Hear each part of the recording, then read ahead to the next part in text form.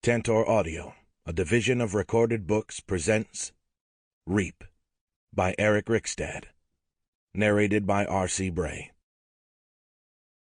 Jessup emerged from the hardwoods, stood at the edge of a cornfield, and peered down a row of corn, wanting to plow through the stalks, to be swallowed by them. He liked the way they dampened sound and hid him from the world. But he had his fishing rod and creel with him, hindrances. So he edged along the field instead, skirting its boundary. Trotting along, he paused now and again to pick up a clod of earth and break it apart in search of worms. On the other side of the field, he wandered through the softwoods, along the banks of the Lamoille River. Alone among the alders and poplars, he turned over logs and kicked stones, scouring the damp, ever-rotting, ever-flourishing floodplain. This summer, since he'd turned 16, he'd found himself here often, roaming the riverbanks, searching. Each spring since long before he was born, the river had swollen over its banks, as if to defy its boundaries, to prove its violence. With the retreat of the water, artifacts revealed themselves as bits of local history, pieces of lives lived on the river. Each spring, the river unearthed more relics, long thought lost. From where he pushed through a tangle of wild grapevine, he could hear the river, but he could not see it. A woodcock burst into hectic flight, startling him. He imagined, as he often did, what he might find along the riverbanks. What scrap of his father might have been left behind by the river. A belt-buckle, a wedding band, the gold crown from a tooth, material goods that had endured beyond bone and flesh. He imagined all the fishing expeditions he and his father might have undertaken. At home in his room, he stowed dozens of old outdoor and fishing magazines in a box. Countless nights he'd fallen asleep poring over the magazines, dreaming of excursions to the Allagash, to Canada, Labrador, New Brunswick, Alaska, even Argentina and New Zealand, where the world's most magnificent and dogged brown trout finned. On previous scavengings, he'd found rusted teapots, bent license plates, baseball mitts, the inhumanly pink arms of baby dolls, dentures, a lawn-mower, countless toys and machinery concealed in these wooded burial grounds. Always he wished Emily were with him.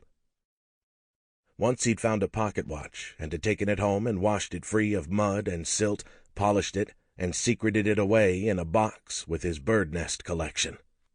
But after weeks of deliberation, he decided his father wasn't the pocket-watch-carrying sort, so he'd brought it back and placed it precisely where he'd found it, in case someone else might be searching the riverbanks as he was, and the pocket-watch was the very piece of their lost life that they needed to find. Fighting through grapevines, he spotted a silver object sticking out of the earth. He broke free of the vines and ran toward it, his blood and ocean in his ears. But as he drew closer, he saw the object for what it was. The handle of an old refrigerator. By afternoon he'd tramped into town. The day had grown remarkably cold for August, and a steady rain fell. Not a soul was about on a desolate main street. Outside the library he concealed his rod and creel behind a lilac bush and went inside. Alone in the library's echoing entryway he stood staring at the faded black and white photos that hung from copper wire. He paid some attention to the older pictures of young men in military uniforms grouped in front of a war memorial cannon, and pictures of the town when it was no more than a few old storefronts along a wagon-rutted trail. Horses in the photos. Horses. But what drew his attention most, what he'd come for, were the photos of the town taken during the flood, displayed throughout the library and all over town. One of his favorite photos hung in the bathroom of the Beehive, warped and mildewed, its glass long ago fallen from its frame, still in pieces behind the rusty toilet. He straightened a photo before him and moved on to the next. Cocking his head against a glare reflecting off the glass, he leaned in closer, studying the faces of those who fought to sandbag their homes against the rising waters, water so high it seemed the moon must have fallen from the sky and caused the ocean to flood in from afar. He took a snapshot from his canvas wallet, a snapshot yellowed and brittle with age, pieced together with cellophane tape. He rubbed the photo and looked at the ghostly face in it, gazed at another photo on the wall, searching the faces of those in the rowboats, rescuing the elderly from second-story windows, the faces of those that milled and gawked and cried, faces frozen in disbelief and desperation. He searched studiously, hopefully, but still he could not find his father's face. Part 1. From where he lay on his cot, Reg Cumber could hear the wind threshing the juniper and cedars along the shore of Unknown Pod, whistling. And he thought of Pap, those years ago when he would whistle, low and sweet, for the kids to gather around him on the front stoop. Hoisting himself upright, back to the wall, Reg buttoned his union suit, scratched his unshaven chin, and rose in the dark still of the cabin. Lowering his head to accommodate the doorway, he shuffled into the kitchen. From a shot glass atop the stove, he took a wooden match and struck it on the counter, his breath smoking in the match glow. He lit a burner. The gas caught, and a ring of blue flame sputtered, steadied itself. From a tobacco tin he fished out a joint, crouched and lit it, cranked the faucet, and leaned against the counter, smoking. The faucet vomited chunks of filth. Pipes moaned. When the water finally ran clear, he filled a coffee pot, dumped the last of the grounds into it, and sat it on the burner. Rubbing his hands together, he stepped to the back door. The door creaked as he pushed it open, and a rush of cold air stung his knees, bared through holes worn in his union suit. Outside, the moon sat low and shone pale through gathering clouds, and the trees between the cabin and Unknown Pond stood dark and formless. He could hear the muted gaggle of unseen Canada geese rafted against the shoreline. The late August snow had held off for now, the worst of the cold front remaining just north in Canada. The grass was white with frost, and looked as if it would shatter if he were to walk on it. He flicked the roach out into the dark and breathed into his hands and leaned back to stare up at a starless sky. The air smelled of ore, of snow. "Fuck," he said, and stepped back inside, the door squeaking shut behind him. Inside, he poured a cup of coffee and turned off the burner, wincing at the stink of propane. The coffee seared his insides, but he drank it anyway. He rapped a fist on the counter, knuckles like beaten knots of wood, then opened a pie safe on the counter and looked at the pistol. A .45. Pap's. He picked it up and considered it in the room's growing light. He licked his thumb and rubbed at a stubborn smudge on the grip, then set the pistol on the table. In the bedroom he dressed. Duck-cloth trousers from the back of a chair, a flannel shirt, a wool shirt over that. Work boots on, he went to the kitchen and drank down his coffee, now cooled, stuck the .45 into his pants. He grabbed an army fatigue jacket off a nail in the wall. Taking a cap from one of the jacket pockets, he tucked his hair back behind his ears, snapped the cap against his thigh, creased its bill, and set it on his head with a tug. In the other pocket was a camouflage head net. He didn't put it on. From under the sink, he grabbed a rucksack, looked inside it, nodded. He opened the back door and crept outside, the door settling in its jamb without a sound, the cold air rushing at him once more. The early morning sky was low and gray. Beneath it, beneath the trees, Reg was a speck on the mountainside, a nothing in a mess of wild, reckless blackberry cane that stretched and snagged like pike's teeth in his jacket and pants. He clambered up ravines in the gray light of dawn, pushed through slash and header debris, up and up, the rucksack cumbersome, its straps gnawing at his collarbone, sweat gliding down his back, chilling him. He stopped and rested against a larch, gasping, wriggling his toes. It was difficult to see very far. The mountains of August were not the mountains of April. In the spring the mountains were a landscape of scrawny wintered trees shot green with peeping buds. The summer woods were choked and fuming with leaves and vines and ferns. He preferred the woods during winter, the silence of them, the harsh landscape carved by the glacier so long ago, bared before him. He rooted in his jacket and brought out a cigarette pack, shook a butt loose, and lit it. Inhaling deeply, he adjusted the .45 where it dug into his hip, then trudged on, head bent as if into a violent wind. Fending off sapling branches, he came onto a vast clearing, logged years before, and tripped and fell. A tomato stake lay on the ground beside him, a section of chicken wire near it. Fiddlehead ferns closed about him like giant green ostrich feathers. He could hear the distant thuck-thuck-thuck of a lone, pileated woodpecker. Standing, he saw plants just ahead, rising from the underbrush, a thick grove, moss-green and reeking. Deer had made recent use of the down fence, the frost stamped with their tracks and littered with shit. He took off his cap and put on the head net. Stupid not to have worn the netting from the start. Stupid. 2 years ago, he and Lamar and Bump Duclos had been growing out in back of Bump's barn, and some son of a bitch had barked about it. Cops had pictures of Bump. The list was long as to who might have talked, but from the beginning, Reg had thought it was the Lavalettes who'd run their mouths. Mac and Ellis likely. Reg looked around the woods. Bump had called him in a panic that afternoon, told him he suspected the cops had been out at his place, had been watching it. Said he was going to rip up the plants behind the barn, destroy the seedlings in the cellar. Reg had told him to calm down. He'd dig up the plants himself, transplant them up in Moose Bog. But no one was ripping them out of the ground and losing him all that money. "What if they come back?" Bump had said, his voice low, as if he were trying to keep from being heard by people in a nearby room. "Plead the fifth," Reg had said. "I'll take the plants, sell 'em, get you the money if you need a lawyer, but don't you say a fucking word if they come back." He'd driven directly to Bump's farm. He hadn't noticed until later the cruiser parked behind the barn, and he'd found nothing remarkable about the front door being off its lower hinge when he'd let himself inside and walked down the hallway to the back of the house, to the kitchen, where Bump often sat in the evening waiting for one of his rare birds to show itself at the back feeder. A scarlet tanager, a Baltimore oriole. But when he'd stepped into the kitchen, instead of being greeted by Bump, he'd been greeted by a pistol barrel jammed under his chin.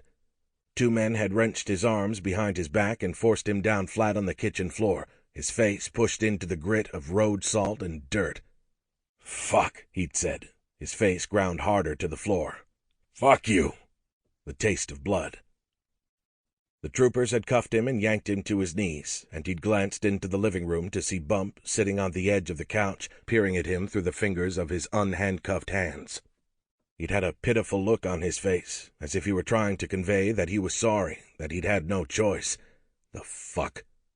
There was always a choice. Reg had tried to stand, to get at Bump, but a trooper, the taller and older of the two, had wedged a baton between his arms and cranked it. The other trooper, who wore sunglasses and was short and broad and thick-necked, a real gun-happy sufferer of little man's disease, had stood a few feet away, legs spread, a revolver leveled at Reg's face, its hammer back. The other trooper had rooted Reg's wallet out from his back pocket. "Mr. Cumber," he'd said. It wasn't a question, it was an affirmation. He'd wanted to know everything Reg knew about the plants behind the barn, the ones downstairs, about the guns in the house, a felony when involved with possession with intent. Reg had denied knowing anything. He'd come to see his friend. That was it. "You always walk right in?" the trooper had asked. "Known 'em all my life. Not too well, apparently." Reg had tried to stand again and had gotten a baton across his back for it. "You know a Lamar Cumber?" the first trooper asked. Reg hadn't said anything. "He's your cousin, isn't he?" "I don't know a fucking thing." "Apparently," Gun-Happy had said, pushing his glasses onto the back of his head with 2 fingers as he stepped over to Reg. He put the gun to Reg's cheek. "How'd you get here? You saw me pull up?" Gun-Happy had shaken his head. "So if we go out to that truck of yours and we look in that tool vault, we aren't going to find anything? Not so much as a pipe, a joint, not so much as one fucking seed?" Reg had thought about the bags of vermiculite, the baggies of seeds, the quarter-pound stash, his pipe and papers, his grow lights, all in the truck. "No," he'd said. "And when you don't find nothing, I'm going to sue your fucking ass. I come over to shoot the shit and I get this." Gun Happy had straightened up and looked at the other trooper who'd leaned back on the kitchen table and said, "Check it." Gun Happy had nodded and stalked off down the hall.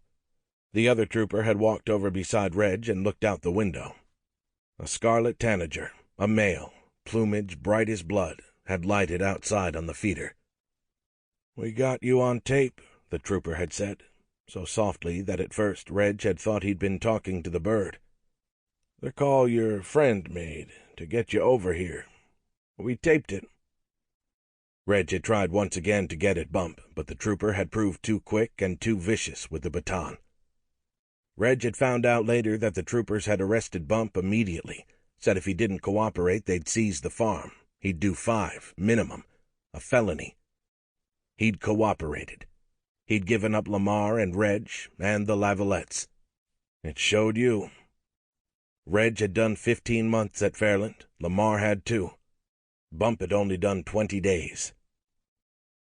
First couple weeks inside, Reg had planned how he would burn down Bump's barn and farmhouse when he got out, but he hadn't been allowed the chance.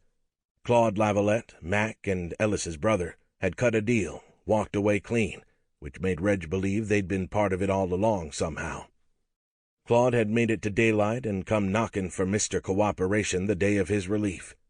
But by the time he'd arrived at the farm, Bump had given a blowjob to the barrel of a 12-gauge and pulled the trigger. That was the story, anyway. Stupid fuck. Reg rubbed his face, his bitten nails catching in the head net. He stepped into the fenced area. The plants dwarfed him. Water dripped from drooping leaves to patter the ground. A mist eddied in his wake. Exhausted and hungry from the hike, he sat down, his back against a stump. Deer had been at the lowest leaves and buds, stripped some of the plants for the first few feet. Leaves and leaders lay scattered about, but most of the buds seemed to have withstood what the summer and now this cold front had brought. The plants were healthy, but needed a few more weeks. He stretched his legs out and sighed. Pap had first brought him here years ago, one of the few times Pap had been around for deer season. Pap had driven trucks. At first, dump trucks for Nulhegan County lime and granite, then his own leased rig, hauling anything anywhere. Florida, California, Toronto. Pap's life on the road had taken most of his time, but it had allowed him to support a family and have a home. That, in return, had allowed him to be alone on the road without being lonely. He beat sense into Reg, taking the easy way out. You didn't fuck with Pap. He didn't fuck with you. It was a good way to be, a hard way to be. Reg had always known where he'd stood with Pap. This wasn't the easy way out, humping up mountains every spring, carrying 70-pound loads of manure and vermiculite and chicken wire, one after the other in the dark, in the rain and mud, digging in the stubborn ground with a foxhole shovel, stringing fence, worrying all summer about the plants taking, about animals or thieves or game wardens discovering them, about too much rain or too little. But even with all that, it still beat having to answer to someone. And he didn't mind hard work, not if it paid. Pap had believed that hard work somehow brought a man integrity. Reg had never bought into it. There were too many men who worked hard, who had a lot less integrity than those who hadn't held a steady job their whole life. Pap had had integrity, but it hadn't come from how hard he'd worked. You could watch his face when he spoke to another man, not knowing a damned thing about what kind of worker Pap was, and know that to be true. It had been in his eyes, bright and alert, concerned, his gaze steady. It had been in his good posture. It had come from within, and had been more about the way he chose not to live than the way he did live. Pap hadn't drunk to excess or womanized, as far as Reg knew, and he'd never said anything about anyone that he wouldn't have said to their face, and even then bit his tongue more often than not. All traits Reg could admire, but could rarely claim. Reg had held a job of one sort or another since he was 14. Stan had given him his first job at the Beehive, washing dishes, the September Pap had died. Within a few weeks, Stan had had him waiting tables. Reg had given it a go, but had ended up by choice back with the dirty dishes. He'd enjoyed being out back alone, the radio on, able to take cigarette breaks, sneak beer from the walk-in, take a hit now and again from the whipped cream canister's CO2 cartridges. He'd been able to wear jeans and a T-shirt instead of those hellish black slacks and the cotton button-up shirt that had looked like a blouse. And if he'd come into work pissed off or hungover or depressed, he'd been able to stay that way. He hadn't had to put on an ingratiating smile for anybody. He'd liked that no one hung over him or told him what to do. As long as the dishes were done, Stan had stayed clear, poking his head in once in a great while to see if he wanted a soda or fries, or to say how goes the war or looking good, America. As a waiter, Reg had felt everyone's eyes on him, expecting him to slip up. He hadn't liked the out-of-staters talking of the town's quaintness and asking what there was to do around here. He'd loathed having to pretend that some of the most demonic and homely urchins he'd ever encountered were cute and saintly children.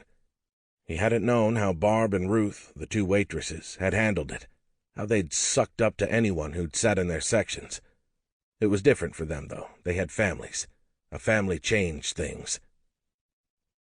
Mornings, before the beehive opened, Reg had stuffed napkins into holders and filled ketchup bottles with Ruth and Barb, listening to the two women carry on. They'd given him his first cigarette, a menthol 100, and with his first drag they'd traded witchly grins, and he'd understood that these were women who remembered being girls, and no matter the passing years, they'd never feel very far from those nights they'd spent parked at the end of the dark, dead-end roads in the back seats of their boyfriends' cars, their skirts hiked up, and their knees pinned to their chests. At 7 a.m., when Stan flipped the open sign in the front window and tourists and locals alike wandered in, Barb and Ruth had been professional, a state of mind Reg could never muster for a job he disliked. Actresses, the both of them. Jesus. He admired them, but not a second passed that he wasn't glad their lives weren't in any way his. Reg had worked for Roland Dupree, too, a mason who was a better drunk than a bricklayer, and who'd filled some small need in himself by calling people little fuckface and little puke. Roland had been as likely to pick Reg up for work at noon as he had been to show up at 7 in the morning. Whatever time he'd shown, he'd expected Reg to be waiting. "I own you from 7 to 5. He'd never offered a reason for being late, and had never paid Reg for the time Reg had sat around waiting. Once, when Roland hadn't shown up by 1 o'clock, Reg had taken his shotgun and gone bird hunting out behind the house. When he'd come back a couple of hours later, Roland had been waiting in his truck in the front yard. "Where in Christ you been?" Roland had hollered from the truck as Reg set his shotgun and a brace of woodcock on the porch. "I've been sitting here nearly an hour. I gotta depend on you. You don't want a job?" "You didn't show," Reg had said, his chest tightening. "I'm here, ain't I?" "It's 3:30. Reg had pushed his fists into his thighs, angry at how he'd let Roland take advantage of him, angry that he'd had to learn of the likes of Roland the hard way, had learned a lot of things the hard way, with Pap gone. He'd glared at Roland, who was only in his 30s then, but might as well have been at the hard end of 50 years, with his bitterness and drunkenness and beat-up truck and pitiful life. "I'm your goddamn boss," Roland had barked. "Your ass is mine from 7 to—" "You're crazy," Reg had said, wanting to drag Roland out of his truck and kick him into the ground. "Come again?" Roland was trying to get out of the truck but seemed to be having difficulty. "You're crazy." "I'm your goddamn boss." Roland was looking at the inside of the door, a puzzled look on his face, as if the door handle had disappeared. "Bullshit." Reg had taken up his shotgun. "You little prick." Roland had reached out the window to unlock the door from the outside, and Reg had run over and brought the butt of his shotgun down on Roland's fingers. Roland had howled, "I'm crazy!" But he'd made no move to get out. He'd sucked on his bloody hand, glowering, and backed out of the yard. Reg had seen his share of hard work for what it was worth, and he hadn't minded it. But if someone were to point him in the direction of easy just once, he'd have gladly gone down that road. Name one person who wouldn't. Just one. He shut his eyes, listened to his breathing. He awoke to find the frost had melted and clung now to his skin and hung in the trees about him as a cool, moist gauze. The woodpecker had fallen silent, or retreated to some deeper reach of woods. A cold drizzle fell. He gained his feet, his back and shoulders curdling with a heated pain that ended in a shiver. He walked among the plants. One of the leaders looked as if it had been cut clean with a knife. Some others looked cut, too. It was hard to tell. He considered the downed section of fence, wondering if someone had been fucking with the plants. The lavalettes, he thought. Mac and Ellis had done 6 months at Fairland, less than half the time Reg had done. They thought Reg had run his mouth, as Bump had. He hadn't.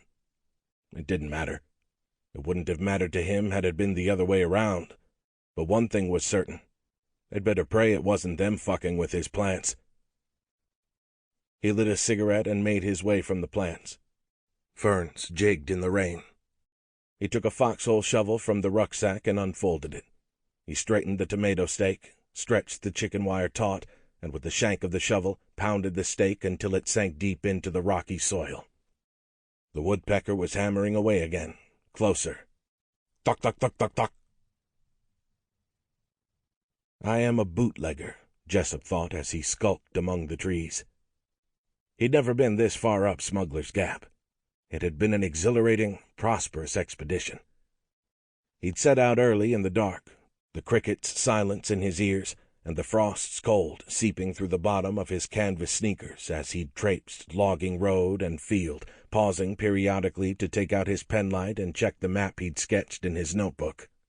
Smuggler's Creek had proved worth the bushwhacking, his wicker creel gratifying with the weight of neck-broken native brookies. He opened the top of the creel and peeked inside. 5 brook trout lay glistening on a mat of wet ferns, eyes milked. His heart knocked to look at them, to think of each tug on the end of the line, each set hook. There was nothing better. Except Emily. He closed the creel, opened it again, snuck another peek, let the lid fall. A cold rain dappled his face. Steam rose in the tendrils from his hands. Ambling out from the woods, mindful of his rod tip, he came into a smidgen of steep, muddied road. He halted at the sight of a vehicle, parked to the side in a way that allowed little room for any logging truck to ease past. He snuck toward the vehicle, his creel snug and reassuring against his hip. He rubbed his hand over the wet fender, over the insignia. "El Camino," he whispered. Cupping his eyes, he pressed his face to the black-tinted window, noticing in the reflection his copper hair, a profusion of twists and snarls like some old woman's pile of scrap yarn. Noticing in the reflection his copper hair, a profusion of twists and snarls like some old woman's pile of scrap yarn. He could just make out shadowed shapes on the floor and the fur-covered seat of the El Camino. Wrenches and screwdrivers, old chains and rope, topographic maps, loose shotgun shells, a styrofoam cup. From his back pocket he fetched a handkerchief and wiped the window where his nose had left a smudge. Slipping back into the woods, he scrambled down a logging road. He did not wonder who might be parked up this far or why. Already he was reliving the thrum of life that had run through the fishing line, down the cork handle, and into his wrists. And Emily's kiss. It was afternoon when Reg finally found his way back to the road. He waited for a logging truck to pass, then stepped from the woods and threw his rucksack and head net into the back of the Camino. About to open the door, he glimpsed something at his feet, a yellow scrap of paper. He looked up and down the road, into the woods. The slip seemed to glow in the mist. He rubbed his chin and touched a fingertip to the paper. Murmuring, he picked it up and crept his eyes across it, slowly. Slowly. The rain came harder. Nearly snow. It spattered the paper. He folded the paper and stuffed it in his pocket. He surveyed the road around the Camino. Footprints. The rain had nearly washed them away, but he saw them now. Footprints that were not his own. Footprints minutes away from becoming ghosts. "Son of a bitch," he said, and knelt at the clearest tracks which headed into the woods. His heart pushed against his ribcage. "Son of a bitch," he said, and stood and kicked the El Camino's door. "Son of a fucking bitch." Sample complete. Ready to continue?